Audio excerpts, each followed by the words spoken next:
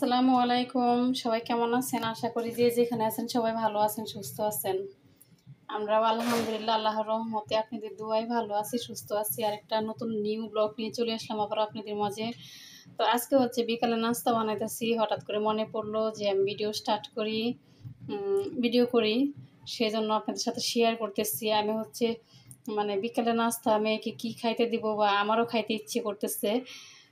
মানে ইয়াম্মি টাইপের কিছু। তো আমি ভাবলাম যে সুজি দিয়ে পিঠা বানাই, যেহেতু সুজির জিনিস সব আছে ঘরে সুজি দিয়ে পিঠা বানানোর, তো কেন না বানাই। সেজন্য হচ্ছে আমি আপনাদের সাথে শেয়ার করতেছি ভিডিওটা। দেখার পরে যদি ভালো লাগে কারো অবশ্যই চ্যানেলটা সাবস্ক্রাইব করে দেবেন, লাইক কমেন্ট শেয়ার করে দিবেন, আর হচ্ছে পাশে থাকবেন। আর এখানে আমি হচ্ছে নিয়েছি একটা ডিম। কেউ চায় যার ইচ্ছা হবে সে দুইটা ডিমও নিতে হবে, নিতে পারবে। আর আমার যেহেতু সকালবেলা বাচ্চারা এমনিতেই 2-3টা ডিম খেয়ে ফেলছে, তার জন্য চিন্তা করলাম যে বেশি ডিম এখন আর দিব না, একটা ডিম দিয়ে অল্প করে বানাই। এই যে ডিমটা কিন্তু অবশ্যই ফ্রিজে থাকলে আগে থেকে বের করে রাখতে হবে। আমি দিয়ে দিলাম এখানে স্বাদ মতো লবণ, আর দিয়ে দেবো হচ্ছে এখানে সব রাখাই আছে। আমি এই যে সুজি যার যার মাপ মতো, আইডিয়া মতো যে কয়টা ডিম দিয়ে বানাবেন সেই অনুযায়ী বানাইতে পারেন। আমি যেহেতু একটা ডিম দিয়ে বানাবো সেই জন্য আমার মতো নিচ্ছি, মাপ মতো আমি নিচ্ছি। আর আমি যেহেতু এক হাতে ফোন ধরছি আবার আরেক হাতে কাজ করতেছি, কথা বলতেছি, সেজন্য হয়তো একটু সমস্যা হলে স্কিপ করবেন, কেউ মনে কিছু নেবেন না। আমি এই যে এটার সাথে দিয়ে দিচ্ছি হচ্ছে এই সুজি, তারপরে হচ্ছে চিনিটা স্বাদ মতো দিবেন, যে যেমন খান।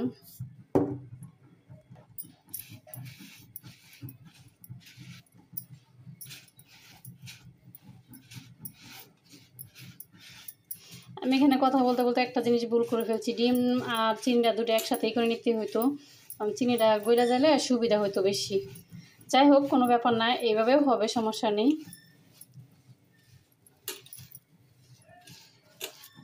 এখানে আমি দিয়েছি হচ্ছে ডিম, স্বাদ মতো লবণ, চিনি আর সুজি। আর চিনি স্বাদ মতো দিবেন, যে যেমন মিষ্টি খান সে অনুযায়ী দিবেন।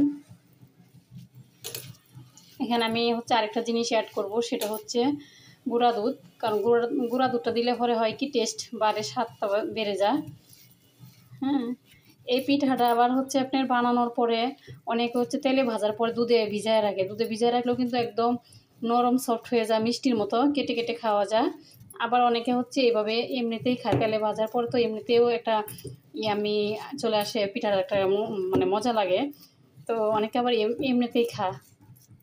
তো আমি হচ্ছে এটা কিন্তু একটু নরম টাইপের হয়ে গেছে একটা ডিমের, তো যাই হোক আমি আর একটু সুজির মধ্যে দিব, অ্যাড করব।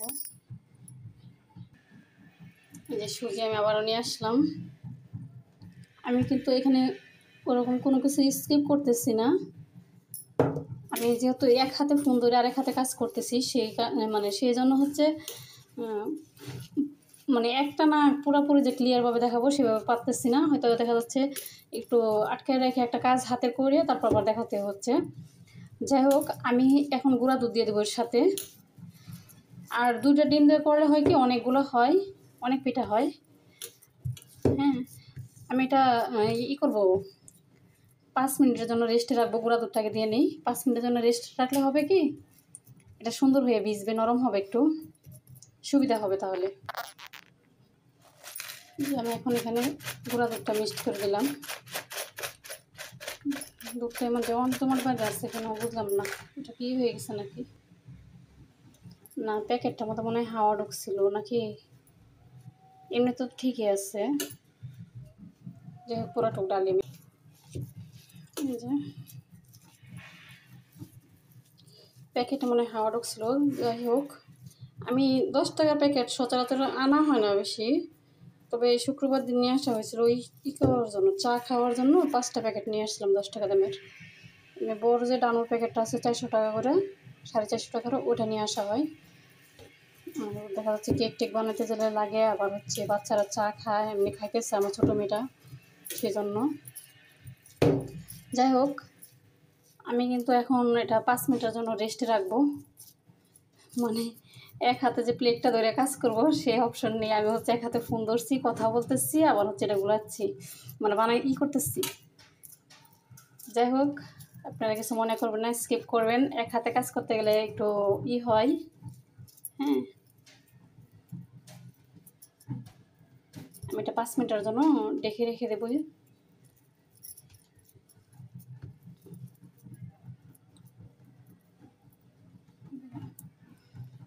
5 মিনিটে নরম হয়ে একটা আঠালো আঠালো ভাব চলে আসবে। ঠিক আছে, তো সাথে থাকেন, দেখতে থাকেন।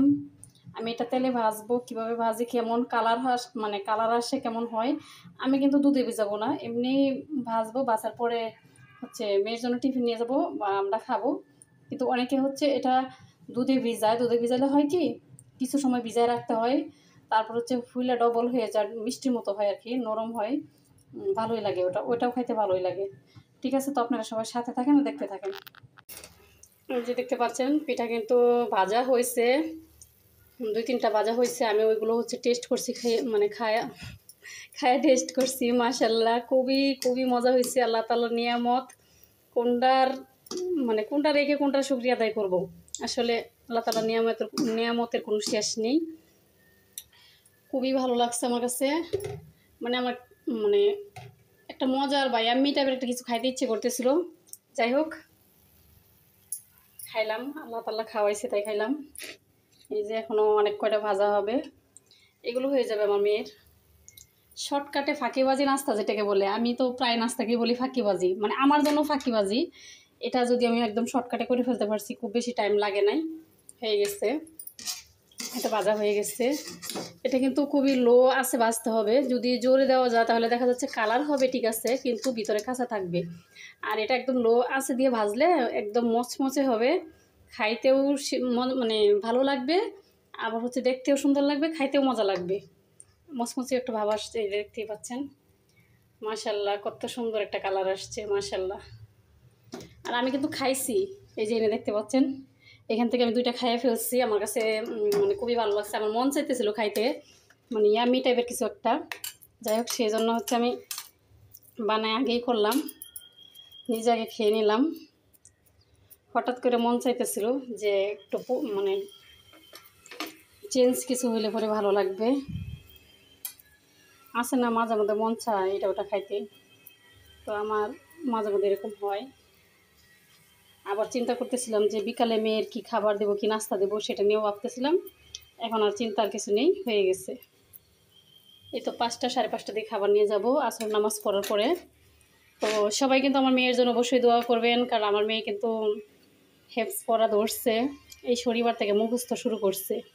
হ্যাঁ, এমনিতে তো আলহামদুলিল্লাহ আমার মেয়ে কোরআন খতম দিচ্ছে, অনেকগুলো খতমই দিচ্ছে। আমার মেয়ের প্রায় মানে 13টা খতম দেওয়া হয়ে গেছে আলহামদুলিল্লাহ। ও রমজানে এই 2টা রোজা, মানে 2টা খতম দিছে, সবগুলো রোজাও রাখছে, মানে মাদ্রাসা পড়ার পাশাপাশি। হ্যাঁ, ওর পড়ার মনোযোগীর কারণে, ওর পড়ার মেধা ভালো, মানে স্বয়ং শক্তি ভালো, ওর হচ্ছে পড়ার কথা আমার বলতে হয় না। যার কারণে হচ্ছে আমার ওরে হাফেজিতে দেওয়া, যে আমার মেয়ে হাফেজি পড়ুক। ওর যেহেতু আছে, পড়া মনে রাখতে পারে ভালো, ওকে পড়ার জন্য আমার ওর সাথে চিল্লাচিল্লি করতে হয় না। ওর সাথে আমি চিল্লাচিল্লি করি ওর খাওয়ার জন্য আর গোসলের জন্য, কিন্তু ওর পড়া নিয়ে আমি কখনোই চিল্লাচিল্লি করি না। আমার মেয়ে এতটুকু পর্যন্ত আসছে, ও হচ্ছে ওর নিজেরই দিয়া। হ্যাঁ, এই যে নুরানি মাদ্রাসায় বোর্ড পরীক্ষা দিচ্ছে আলহামদুলিল্লাহ, সবগুলো সাবজেক্ট প্রায় না 13টা সাবজেক্টে আলহামদুলিল্লাহ আমার মেয়ে সবগুলোতেই ভালো নাম্বার পাইছে। সব মিলা মোট GPA 5 পাইছে। ও হচ্ছে চট্টগ্রাম বোর্ডে বোর্ড পরীক্ষা দিয়ে, তো আলহামদুলিল্লাহ ও ভালো রেজাল্ট করছে, ভালো করছে। মাদ্রাসা থেকে হুজুররাও বলছে, আমার কাছে খুবই ভালো লাগছে। আমি মা হিসাবে শুনছি, আমার কাছে অনেক ভালো লাগছে যে আমার মেয়েকে আমি প্রাইভেট পড়ে নেই, তারপরেও আলহামদুলিল্লাহ ও এত ভালো রেজাল্ট করবে আমি আশাই করি নেই। তারপরে এটুকুই ছিল যে না, আমার মেয়ে একবার খারাপ করবে না। হ্যাঁ, যাই হোক, কাজ করতেছি, আপনাদের সাথে অনেক পক করতেছি, তো ভুল ত্রুটি হলে অবশ্যই ক্ষমা দৃষ্টিতে দেখবেন। আমার চ্যানেলটা সাবস্ক্রাইব করে দিবেন, লাইক কমেন্ট শেয়ার করে দিবেন। ভিডিওটা ভালো লাগলে অবশ্যই কিন্তু পুরো ভিডিও দেখবেন, না টেনে। তো দেখতে পাচ্ছেন সবগুলো একসাথে দিয়ে দিলাম, আস্তে আস্তে হইতে থাক। এই পিঠাটা কিন্তু বাসায় ট্রাই করতে পারেন, খুবই লবণীয় একটা পিঠা, খুবই টেস্টি। এই যে আমি কিন্তু পরে দেখাচ্ছি পরিবেশন করে, এখন যেহেতু এটা তো উঠাইতেছি শর্টকাটে। ওকে, আল্লাহ হাফেজ। সবাই ভালো থাকবেন, সুস্থ থাকবেন।